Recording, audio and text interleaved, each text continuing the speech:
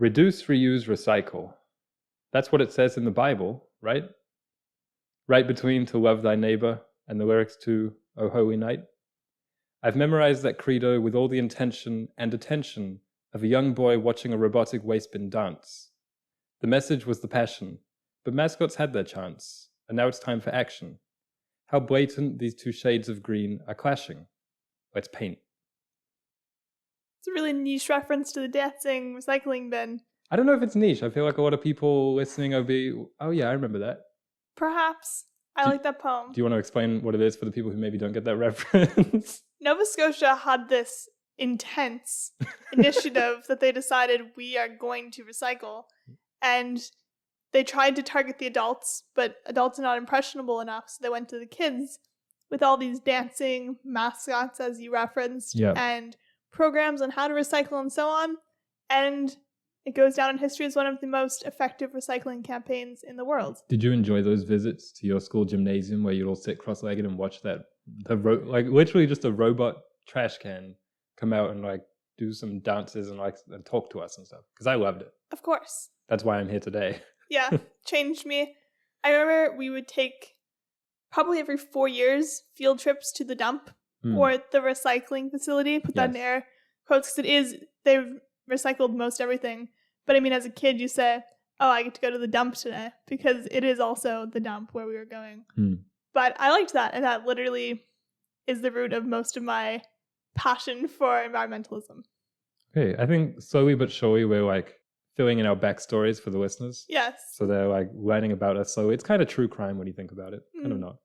Anyway, so that's a good lead into our first question of the day, which we didn't actually specify on last week's episode, but through the week we'd spoken to each other and said, feels like we need to talk a little bit more about the sustainability from an environmental sense of degrowth. So that's what the question is. Real life examples of degrowth and its environmental impact, preferably in a positive way. Case studies, if you will.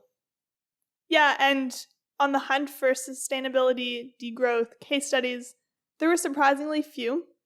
The degrowth literature is increasing daily versus when I learned about it 4 years ago, there was nothing. If you type in degrowth to the internet, you'd get this website, which is now pretty big and extensive, and it will link you to most degrowth articles and references on the internet and in literature.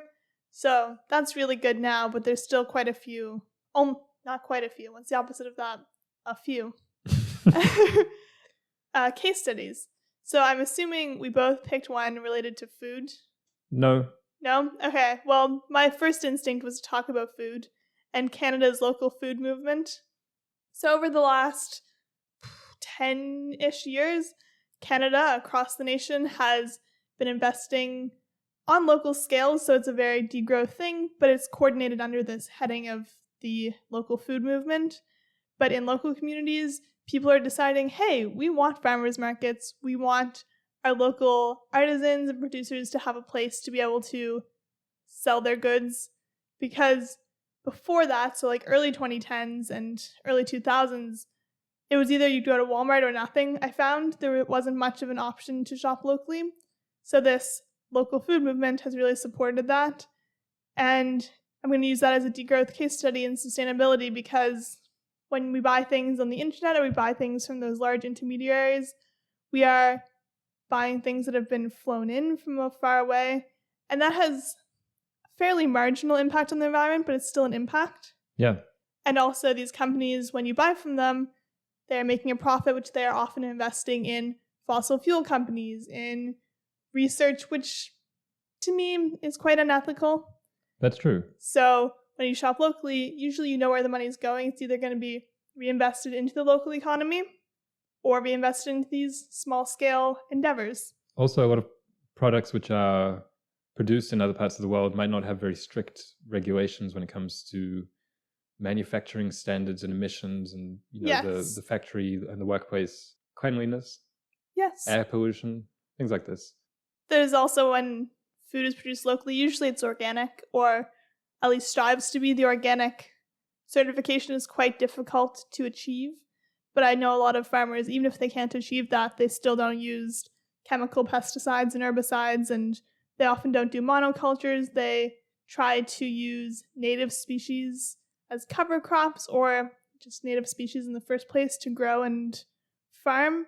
Another good thing about local farming and production is that the land isn't sold for development. I imagine if there weren't local farms, there'd be local business parks instead. True. Because that land would be inexpensive for investors, and the environmental impact of a parking lot is far worse than the environmental impact of a plot of farmland. Depending on how it's being farmed, but yeah. Yeah, on a local scale. Another good thing is that there's less of a markup, I find, because if you were to farm locally, it was then sold to a big organization, then it sold back to you. There'd usually be a markup or some kind of a twisting of the product. But if you're buying it directly from the people, like every dollar that you're spending is like, it's going toward that person. Yeah. And finally, it lends to a healthier population because food that's farmed and distributed locally is fresher. So the nutrients, they're more nutrient rich. So that was my first case study example. Yeah, the localization thing and the middleman, or the fact that you said that local products typically, the price more accurately reflects the efforts and the costs that go into the product. It reminds me of like shoes. Because if we're talking about, say, Nike, everyone knows that they have a markup of like 600% based on what the shoes actually cost. I'm pretty sure that's a big lowball for it. Yeah. Whereas, let's say you're buying like some locally produced boots. I don't know. I feel they're probably going to be more expensive than the Nike shoes, but that might be more worth it. I don't know. Yeah, clothes was something I thought about. I thought about waste as well, because often when we're talking about environmental impact, people go to emissions all the time. But I think degrowth and waste is a really big opportunity. I agree. And it kind of got me onto this thought process of circular economics and degrowth economics and consumption in general. And I think that's something that we can research for next week. I like that. Because that is probably one of the biggest, if not the biggest, opportunities that degrowth offers when it comes to environmental sustainability, I would say. Yeah, because you're going to be more cognizant of your waste and of the waste that goes into the production, and also more likely to reduce, reuse, recycle. Exactly. So I was looking into clothing because I think, like food, that's another kind of one of the few industries or products where there has been research done. As like it seems like there is attention being put on it, unlike, say, novelty gifts, which I always mention on this podcast, but why do we have those? I don't know. But with clothing, so in the UK, about 350,000 tons of clothes go to the landfill each year. And obviously this is not a degrowth statistic, but it's a statistic that I think degrowth can change. I think so. How can degrowth change such a statistic? Well, I'll speak personally, as I often do. If you are constantly buying new clothes, your closet has a certain capacity, and you will inevitably get rid of those clothes. And a lot of the time, even if you donate them to those little bins, they still get shipped overseas. And if you try and recycle them, they get shipped to developing countries. And really bad for the environment because they don't break down quickly. They clog up sewers and so on. And if you're living a more degrown life, you will mend your clothes, produce your own clothes, which is my New Year's resolution. And buy many fewer. Just have fewer clothes in general. Yeah, make them last longer. And another stat you said about clothes breaking down that I found is that 70 million barrels of oil used annually are for polyester clothes. And I was like, that's rough. No one knows that polyester clothes is made out of oil. And as well as that, not many people know how many of their clothes are made of polyester. At least partly. Because we're always surprised. We're like, oh man, this feels really nice. This must be, oh no. Polyester. Yeah. It's a good imitator. I mean, we learned that fleece clothing, the word fleece is often just used to describe polyester imitating wool. Yeah, exactly. For the most part, like that, when you think of fleece, the fabric of a Patagonia sweater, polyester. Real fleece doesn't actually feel like that, which blew my mind. Another thing related to clothing and degrowth I thought of was the way that we wash and dry them, because so much of the footprint of a piece of clothing comes after it's sold to you. Even if it lasts a long time, it's going through a really energy intensive process, maybe once or even twice a week or something when it comes to washing it. So the average washer, I think these stats are a little bit outdated, but it's something like uses 500 watts per cycle, and a dryer is many more, it's like 3,000 watts per cycle. So I was thinking in a degrowth world, we don't all have to be at the river cleaning them with rocks, even though I would like that. But maybe we could just hang them. Hang them to dry, wash them less. Wash them less, yeah. Try and focus on materials which don't build up a stench quickly. Because I know merino wool you can wear quite a few times, and it's antimicrobial, so you don't need to wash it every time you wear it. And same with jeans, you only are supposed to wash those like once or twice a month, if any, because you can put them in the freezer and it will like refresh them. There's so many different things you can do besides throwing stuff in the wash at the end of every day, or sometimes multiple times a day as you change your clothes. I like sometimes when we're talking about degrowth, we talk about big picture, new buildings, new infrastructure, but there's also things that are just like you can do around your home. My next case study is called commons-based peer production. I wanted to find something new, learn something new. This is a type of research which is done based on communal assets.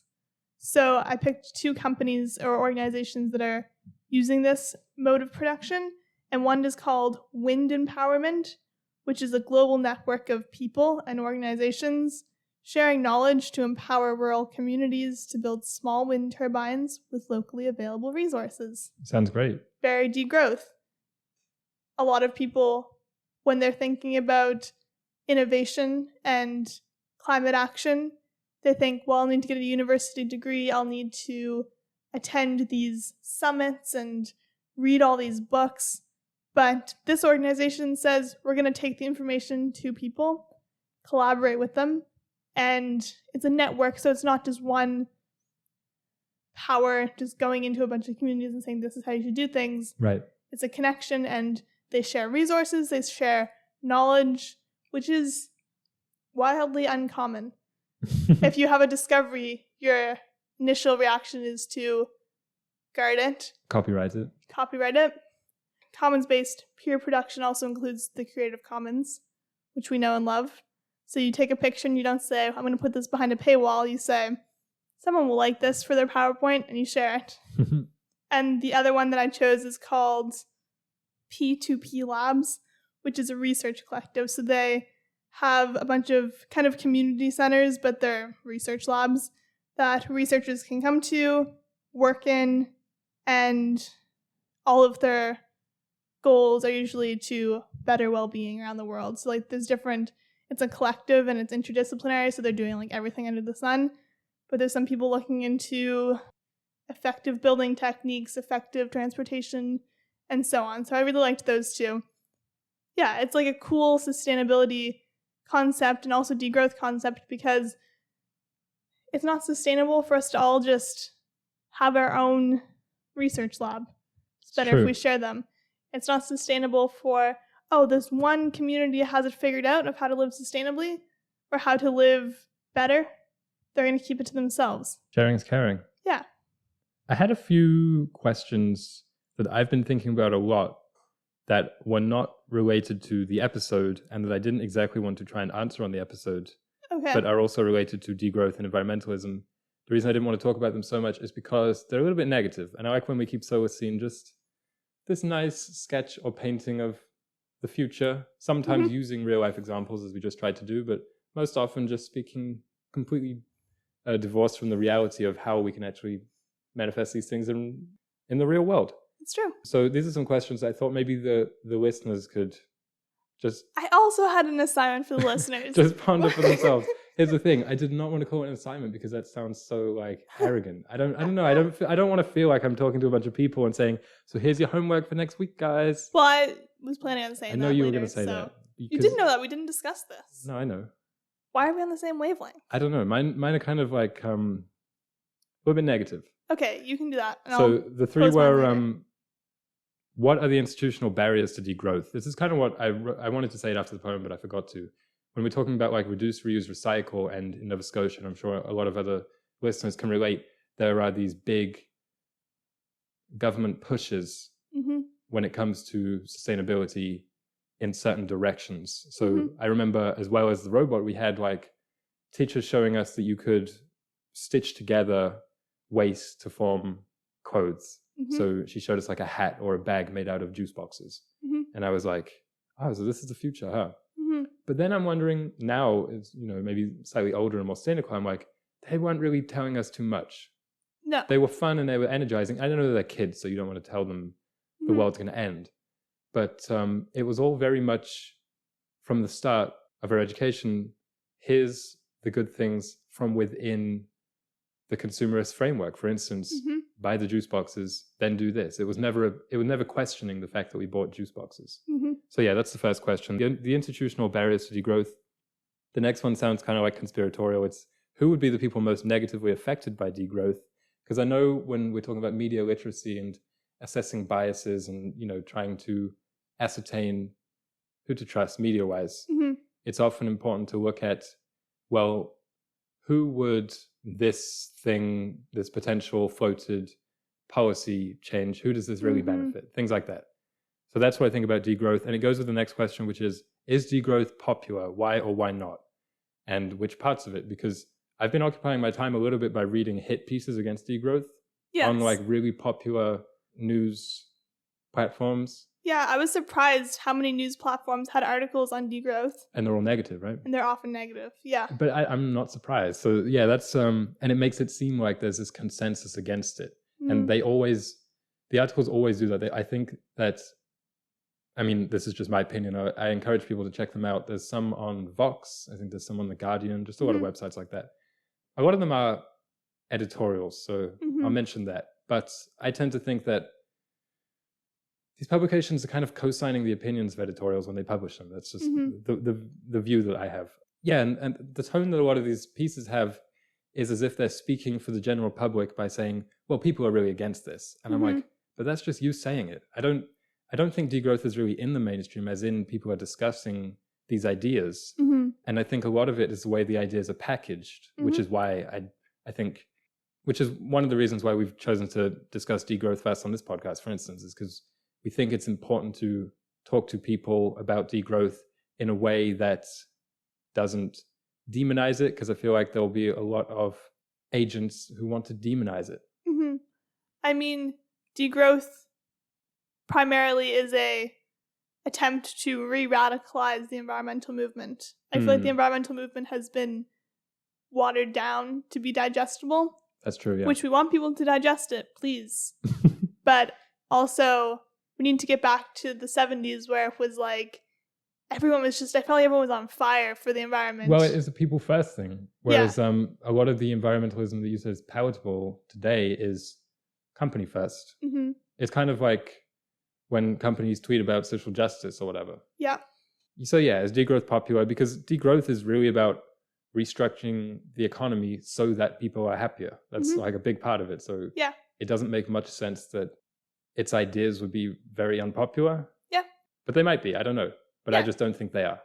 I don't think they are either if you take a look into it. I was reading one of the first ever articles written about degrowth by, I never know how to pronounce their name, Georgios Kallis. Yeah. Is that how you pronounce it? Yeah. And he wrote this, he's kind of like the father of degrowth. His name's all over the place, yeah. Yes.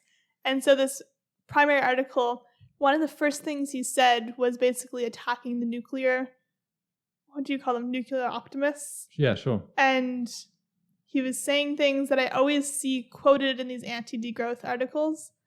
And it's like, if you literally read like 2 paragraphs on, he explains himself. They're taken out of context. Yeah, but it's like these people who are writing these degrowth hit pieces, they've probably read the first 2 paragraphs of the first ever work on degrowth. Right. And it takes a bit of a deeper dive into understanding that it's a local movement. It's not a global, like, everyone's rooting for the exact same thing. It's a collection of ideas. So, yeah, I found that funny. I had another case study, and it's about the buns trading zones, which I've talked about a little bit before, but I wanted to talk about more because I think it's a really great project. So it began in 2013, and it is a app website where you have a profile, and you have, these are the things I'm looking for, and these are the things I have to trade. And it's not like you then ship it to someone across the country or across the continent. It's within your community, so usually even within walking distance. And that's just like everything degrowth to me. It's about building community, it's about reducing your waste and finding extra economic ways of sustaining yourself. Yeah, I mean, the economic is such a negative word when it comes to the self and happiness and the individual because of how our economics are today. But it doesn't have to be soul crushing and community destroying, really. Like, we were watching a documentary about Scotland's islands. Yes. I don't know why we were doing that, but we were. And the host talked about how traders used to go from island to island in a boat, or sometimes just carrying their wares on their back. And I just think that's such a nice idea. You know, it builds community. Yeah. Whereas it can really be argued that a lot of economics today destroys community. Yeah. I might actually read an excerpt from this book because it really spoke to me. And this is going to be talking about economics, and I just feel like it sums it up really well, like what degrowth is in related to economics. Why should we degrow is like the heading. Yeah. And this little section says, to avoid climate catastrophe, ecosystem destruction, and resource depletion. This cannot be done with technological improvements and simple behavioral changes. The scale of the economy has to decline too. So that sentence there is the one that I'm talking about, where people often attack and say, oh, they're against technology and they're against behavior change, which is not true. It's just that one sentence. And then the rest of the book explains. And then it keeps saying, during 300 years of industrialization, there has been a strong correlation between economic growth and many forms of resource use and environmental damage, most notably energy use and CO2 emissions. The few countries, mostly in Europe, that have lately stabilized their CO2 emissions or their material flows have done so either because of economic shocks, such as the ex-communist countries, or by exporting the production of their consumer goods elsewhere, such as countries like the UK. After years of intergovernmental deliberations following the Stockholm and Rio environmental conferences, and tons of ink spilled in the name of sustainable development, the only concrete declines in CO2 emissions came since 2008 as a result of the recent economic crisis. This was written in 2011. So basically, we keep saying economics can fix sustainability issues. Right, through innovation. Through innovation, through, oh, if you get to a certain point, then your emissions decline. But there's very little proof for that. I had another quote which actually illustrates almost the exact same thing. Yeah. And it says, clean energy might help deal with emissions, but it does nothing to reverse deforestation, overfishing, soil depletion, and mass extinction. A growth-obsessed economy powered by clean energy will still tip us into ecological disaster. That's a quote by Jason Hickel from a book called Less is More, How Degrowth Will Save the World. And I would add to the things that he listed, waste. Like, green energy just doesn't do anything about the economy, really, like all these other issues. Yeah, it's a huge issue. Like, the climate crisis is vast, therefore the solutions can't just be green energy, can't just be veganism. It has to be a project. Yeah, and I would argue even, let's say innovation did solve deforestation, overfishing, soil depletion, mass extinction, waste, etc., which is an impossibility given how economics work. But let's say it did somehow. I would say, okay, well done for achieving environmental sustainability, but socially and psychologically, we're still going to be where we are, which is not on a good path. Yeah. Which transitions well into our next two questions for the episode. Yeah, I think it does. One of which was, what is a degrown internet? And the other one was, what does a degrown self look like? Or what can I do to be degrowth? And I think these two questions are kind of intertwined, but we can talk about the internet first if you want to. Okay.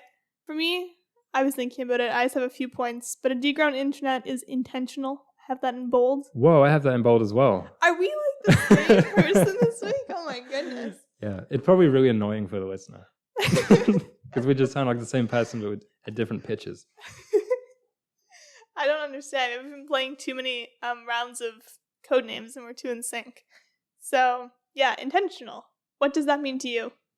Well, I tried to answer this question as succinctly and as close to degrowth as I could, because I know that if I was just given leeway to rant about the internet, I would, and I would kind of hijack the episode. I suspect we'll have an entire semester on the internet Probably. at some point. Yeah, that's why I wanted to keep it close to degrowth. So I returned to the definition of degrowth and looked about, let's degrow in the areas that are harming us or others, or the sustainability of our endeavors, and grow in the areas that are helping us.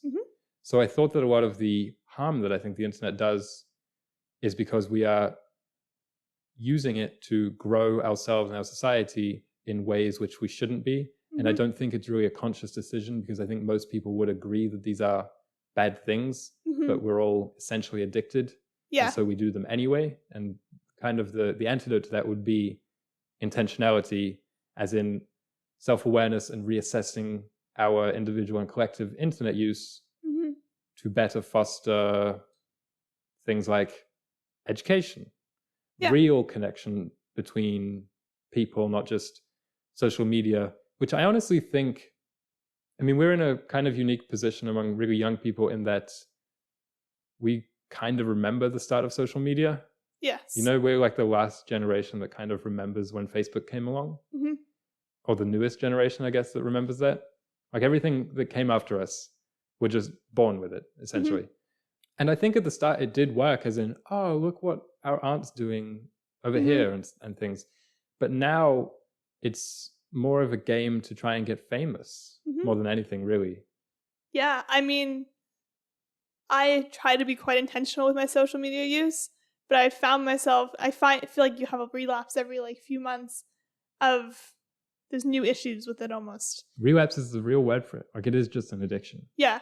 So my most recent realization is that, I was intentional. I unfollowed everyone who I just found I didn't really care to know the ins and outs of their lives. And I shifted towards following people who I found inspired me. But then I started to find that these people I was comparing myself to, and it's just not realistic for me to live a life like them. And it was harming me. And I think inspiration is important, but when you're seeing every single day what this person's having for breakfast, or what 20 different people are having for breakfast, and what they're doing with their day for work and so on, just drives you in a billion different directions. Yeah. Which is not conducive to wanting to act in the moment, act mindfully, act communally. Your head's in a bunch of different places because you're seeing all these different people. That's one of the limbs that I think we should cut off in our degrowth of the internet. Yeah. I thought celebrity culture, memes. Yeah. It's kind of a meme to discuss it critically, because people go like, oh, they're just memes. But what does it actually add to society? I would argue not much. And I don't especially like the type of humor that memes often propagate. And just in general, things that appeal to and indulge our worst sensibilities as human beings, which I think is a lot of the consumer internet today. Another point that I had three, was better separating it from real life. We've talked about this quite a lot, but just it doesn't need to be everywhere. In your pocket? In your pocket, yeah. I mean, there's the thing about, oh, you should be at a concert and just be there, not with your phone out and things. There's that. But there's also I see restaurants where menus and waitresses are just using iPads. I'm like, that just doesn't need to be an iPad. And I understand that it might be increased efficiency, but I would say at the expense of what? Because I think it has an effect on us, which is removing us from the tactile world. Yeah, I think so. A couple of my ideas about it were no advertising, which is kind of self-explanatory. On the internet, you mean? Yeah. That would be beautiful. It would be. Because I was thinking, how would I like to use it versus what's stopping me from using it that way? And I said social media and advertising, because even if you're on a news website, you're being advertised at. And I will always go to those links if they interest me. And I know I'm probably what do you call me? You always say that I'm impressionable or whatever. And I am. But I feel like that's what kids are, and people who are just being exposed to the internet, they're impressionable. People are definitely going to track down an ad that we have put out for the podcast at some point, and they'll be like, oh, but what about this, huh? I don't actually think we have put out any ads. We did once. In the traditional sense of, yes, we did at But one that was point. for a different podcast. That's right. Yeah, so not for this one. They can't find us. No. The last point I wanted to talk about was quality over quantity, Mm-hmm. meaning that a degrown internet, much like a degrown world, has us engaging with fewer things, be they news stories, art in the form of movies or videos or music or whatever, Mm-hmm. but at deeper levels, Mm-hmm. rather than the current inundation of surface level things. So for instance, when I say, oh yeah, I was just checking out the news or whatever, Mm-hmm. it literally just means scrolling down headlines. Yeah. But it's like if I was actually interested in, I don't know, Corona, Mm-hmm. I don't know why I would be, but if I was, Mm-hmm. I would click the link and read the article. Revolutionary. Yeah, I know, it's a crazy idea. Yeah. My final point was that it'd be user-friendly and not so anti-consumer. Mm. And I feel like that kind of goes along with advertising. But I feel like the internet and even just like the technology that we use is it's intended to get us hooked, infinite scrolling and on. Of course. So it wouldn't be like that. It would have our well-being in mind, perhaps. So for instance, when websites make it like a labyrinth to try and unsubscribe, Mm-hmm. like Amazon does this, I think, like it's really hard to delete your Amazon account Mm-hmm. for obvious reasons. Yeah, exactly. And that leads me to the organism of the week. Okay. So I was scrolling through Letterboxd, which is a movie social media, basically. And I have an account and I follow one person, and his name is Aaron. And so I was creeping his movies that he had watched, and I started to get offended at all the movies that he had watched without me. And there was one in particular that stood out, Aaron, and it was called Capybara Walking. Yeah, that was a real roller coaster ride. I didn't know what it was until you showed me later today. And it's just a video from the 1800s of a capybara walking for 36 seconds. I want to say it was like 1887. It was definitely not worthy of any bitterness or envy that you might have But I felt expressed. So I'm not even going to show you a picture. I'm going to ask you to rely on your knowledge of capybaras to describe what they look like. Okay, they're brown. They are mammalian. Mm-hmm. That's probably, I mean, it was just a picture of itself in really close up, so it's hard for me to scale it, but I'm going to guess they're about knee height. I have measurements. Oh, you have no yeah, so they're 4 to 6 feet, or 4.6 feet long. Long, yeah. 2 feet tall. Okay, so about knee height. Yep, if you've got really tall knees. Tall knees. They are kind of like a bear and an otter procreated, and they created the capybara. Yes. They had weird legs, like they were kind of dog-like. Kind of pig-like, kind of dog-like. Yeah, yes. But also kind of beaver-like, and obviously the star is the face, which is just very cute. Yes. I don't know how else to express it. Yeah, so they're rodents. Giant rodents, the biggest in the rodent family. And they're native to South America. They're herbivores. They have 7 years that they live on this sweet earth.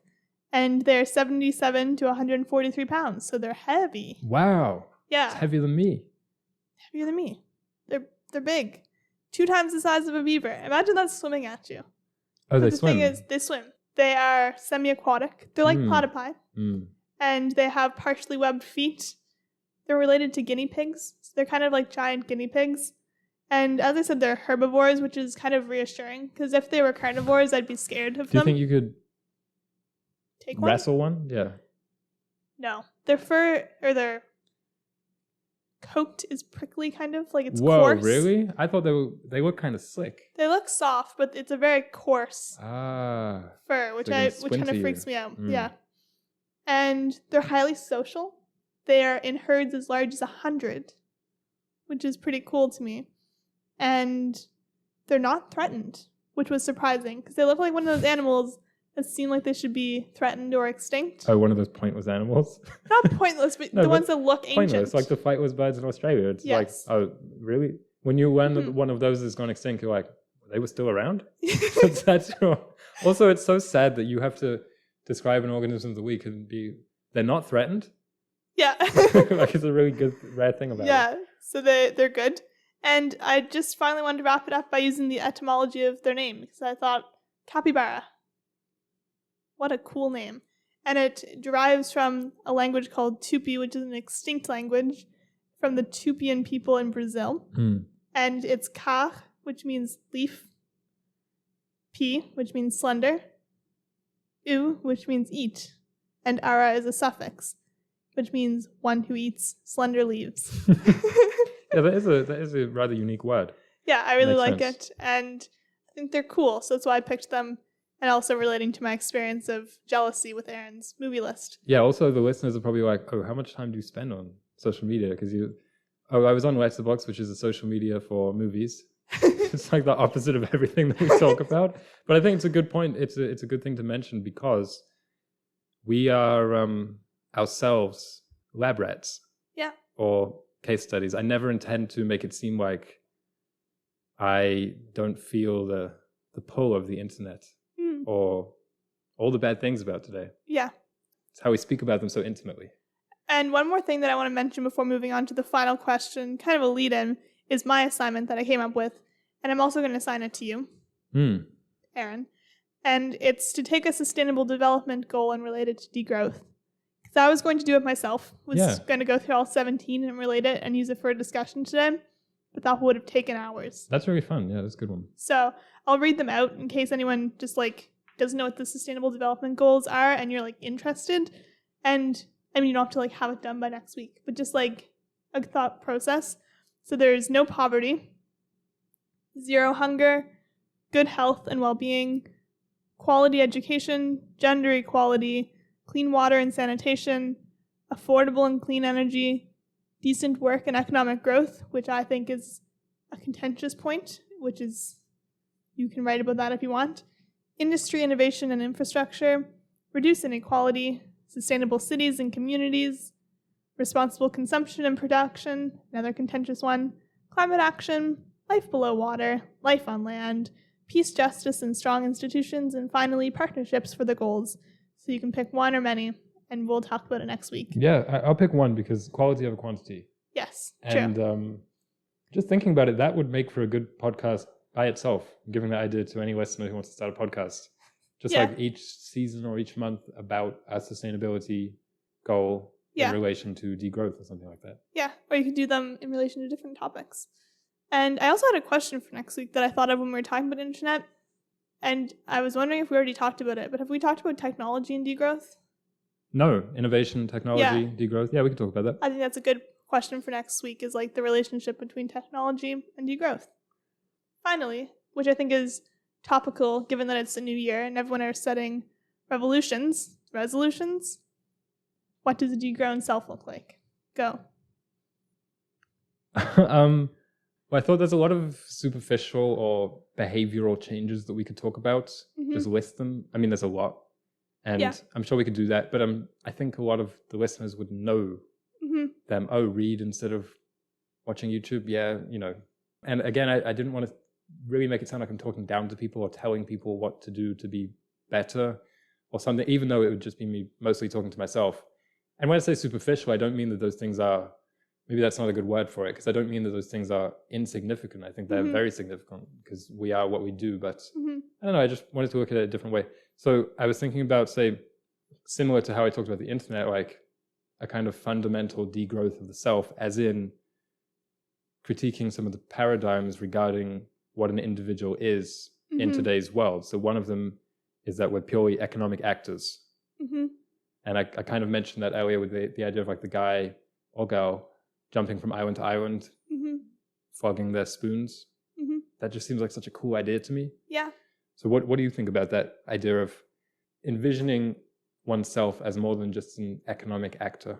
I think that's crucial to sustainable mental health, sustainable participation in society, because when we're reduced to just an economic actor, I'm reading this book called The Art of Loving, and it says to start off, we need to talk about the issue with people right now. And it basically says we all have this desire to fit in, to not be alone, which from the time we're separated from our mother at birth, we feel pretty much. And the modern way of remedying that is either often alcoholism or drug addiction, or it's conformity. So it's, if I'm a part of this process, I'm a part of this economy, if I fit in with what I wear, what I do, what I say, I'm not alone.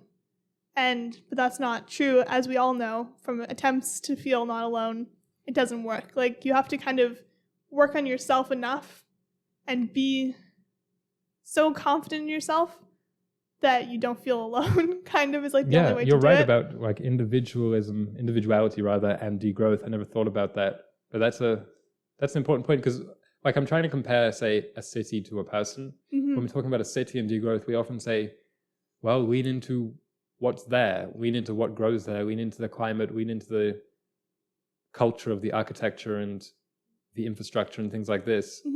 Do that, but for a person. Yeah. Figure yourself out, kind of figure yourself out. My first point was like making mental health a priority, because everything else I was going to list, I'm like, oh, that's all well and good, but if you like don't feel safe in your own head, you're not going to be wanting to do these other things.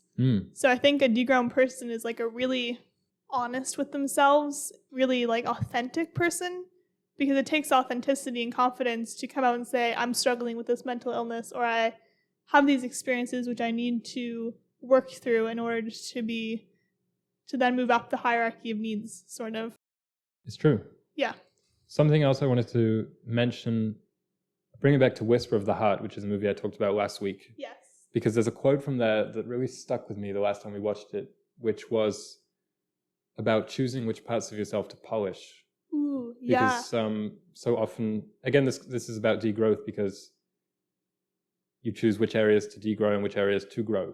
We'll talk about that next week with regards to innovation and technology, because I think it's a misconception that degrowth ignores those things. But with regards to the self, it's like, it saddens me that it's so easy to spend years trying to fix yourself or grow in areas that you don't actually want to, for the sake of getting a job or providing for your, like, noble reasons, providing for your family, or just staying afloat or staying sane. So yeah, I think that's something that in general should be better taught to children, you know, the way that we view ourselves, whether we should work on strengthening our strengths or our weaknesses, things like this, because there's a lot of kids who are bashing their heads against the wall in, say, calculus in university because they chose that degree, and they're saying, why is this not working? It's like, because you don't like calculus. That's one of the reasons. Like, I thought about that recently because we're both trying to learn French. And kind of a revelation I had was, it helps a lot when you have an appreciation for the language outside of your need to learn it. Yeah, outside of the practical value. Exactly, the economic value. Yeah. When you like it, essentially, that helps a lot, and can often, I mean, you might consider it necessary to success. Yeah.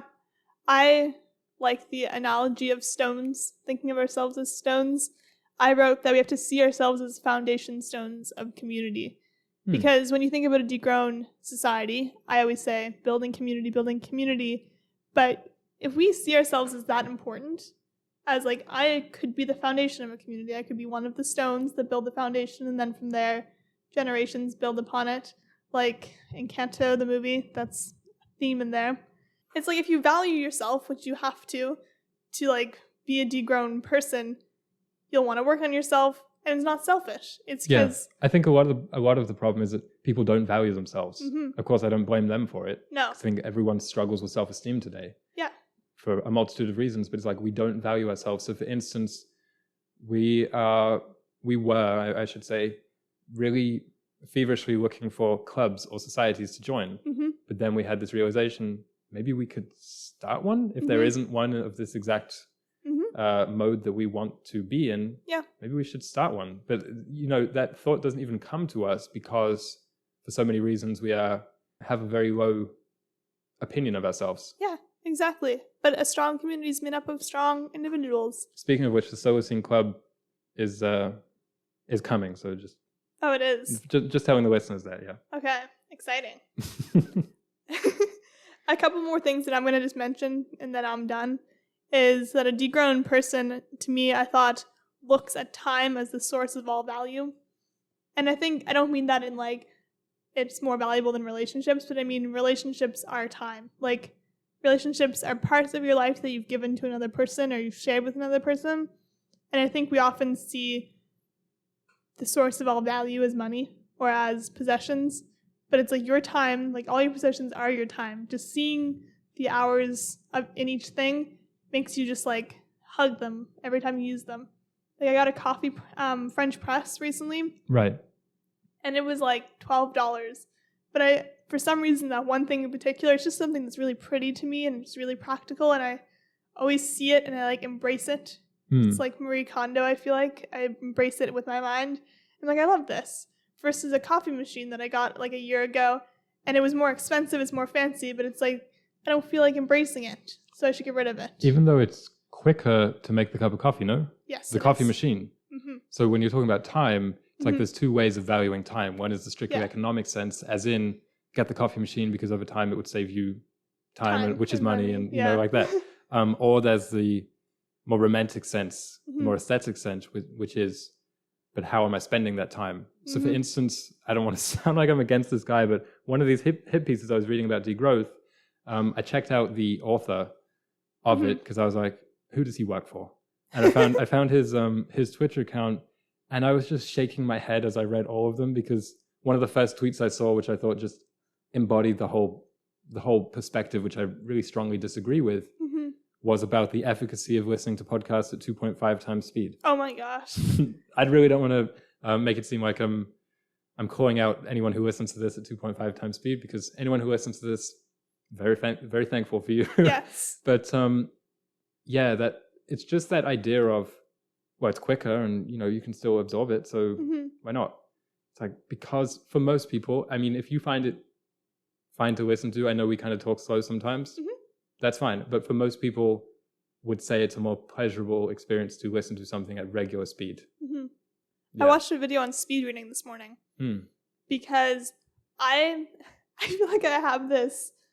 It's irrational. Like, it's definitely irrational, and I do not mean to offend anybody who listens to audiobooks. But when people put out those YouTube videos and they're like, I read 300 books this year and 250 of them were audiobooks, I just like shake my head and laugh. That's such a hot take. Because it's like you have this thumbnail, I don't even know where I'm going with this. This is just a rant in my head. But I was like, I respect the speed reader who's out here reading the books, who's put in the work to become good. But if you're saying you're listening to books, I feel like it doesn't count in my head. And I know it counts, but there's the romance, like reading the book is so different to me than listening. And like if you sit down with your coffee and you're listening to your audiobook, that's different. If that's like how you read. But I know that these people are listening to 350 books a year. They're probably doing it while they're driving or while they're like cleaning the house. You're not like, it's not intentional, which I don't love. I'm not gonna lie, I think that's an absurd opinion, but I think it's a good one to end on, because sometimes, as it comes, like I said, about fleshing out our characters for the listeners, now we each have to have something that's a little bit irrational, so that's yours. Okay. Hates audiobooks. We can eventually put that on a t-shirt when we sell it, like the greenwashers that we are. Because it'll be made on like 50% recycled fabric or something like that. Oh my gosh. Yeah, that's probably a good place to end it before I start ranting about something else random. Yeah, I feel like a degrown person is just like creative. They like are romantic about things. So yes, thank you all for listening. Hope you appreciated this episode and our conversation, and we look forward to hearing from you guys. If you want, our emails are in the description, and our zine link is also there if you want a companion to this series. And our TikTok too. Yeah. Thanks for listening. Bye.